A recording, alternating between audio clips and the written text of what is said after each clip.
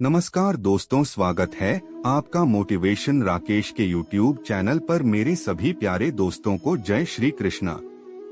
तेनाली रामा की कहानी, कौवों की गिनती। तेनालीराम की बुद्धिमता और हाजिर जवाबी से महाराज कृष्णदेव अच्छी तरह से परिचित थे। इसलिए महाराज कई बार तेनालीराम से ऐसे सवाल पूछ लेते थे जिसका जवाब देना मुश्किल होता था। कोई और होता तो महाराज के सवाल सुनकर अपना सिर पकड़ लेता, लेकिन तेनालीराम के पास तो जैसे हर मर्ज की दवा थी और हार मानना तो जैसे उन्होंने सीखा ही नहीं था। ऐसे ही एक दिन बैठे बैठे महाराज ने तेनालीराम से पूछा, तेनाली, क्या तुम बता सकते हो हमारे राज्य में कौवों की कुल संख्या कितनी होगी? महाराज का सवाल सुनने के कुछ देर बाद तेनालीराम ने सिर हिलाते हुए कहा कि वह बता सकता है कि राज्य में कुल कितने कौवे हैं। तेनालीराम की बात सुनकर महाराज ने कहा, एक बार फिर से सोच लो तेनाली, तुम्हें कौवों की सटीक संख्या बतानी है। महाराज जानते थे कि कौवों की सटीक संख्या बताना मुश्किल है, फिर भी वह जानना चाहते थे कि आखिर तेनाली कैसे पूरे राज्यों के कौवों की संख्या का पता लगाएगा। तेनालीराम ने एक बार फिर पूरे विश्वास से कहा, महाराज, मुझे कुछ दिन का समय दीजिए, मैं आपको राज्य के कुल कौवों की संख्या जरूर बताऊंगा। महाराज को लगा कि तेनालीराम जरूर उनका मूर्ख बनाना चाहता है। महाराज ने तेनालीराम से कहा कि अगर वह ठीक एक सप्ताह बाद उन्हें राज्य के कौवों की संख्या नहीं बता पाया तो उसे मृत्यु दंड दिया जाएगा।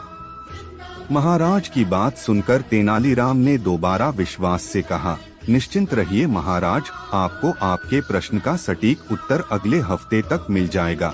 इसके बाद महाराज से अनुमति लेकर तेनालीराम चले गए। ठीक एक सप्ताह बाद तेनालीराम महाराज के समक्ष पहुँचे। तेनालीराम ने कहा, महाराज, मैंने हमारे राज्य के कुल कौवों की संख्या पता कर ली है।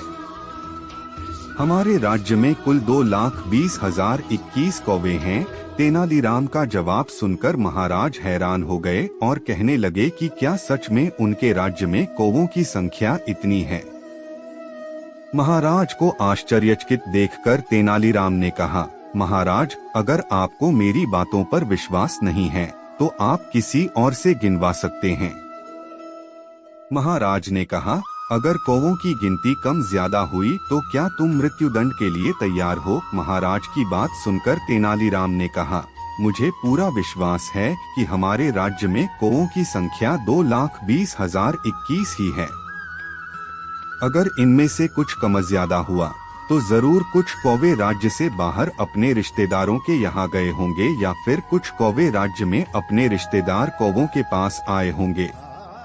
तेनालीराम का जवाब सुनकर महाराज दंग रह गए। महाराज को उनके सवाल का सटीक जवाब मिल चुका था और वह तेनालीराम की बुद्धिमता के कायल हो गए। कहानी की सीख, इस दुनिया में बुद्धि से बड़ा कोई बल नहीं होता। अगर बुद्धिमता व सूझबूझ से काम लिया जाए तो जटिल से जटिल समस्या व सवालों का हल निकाला जा सकता है।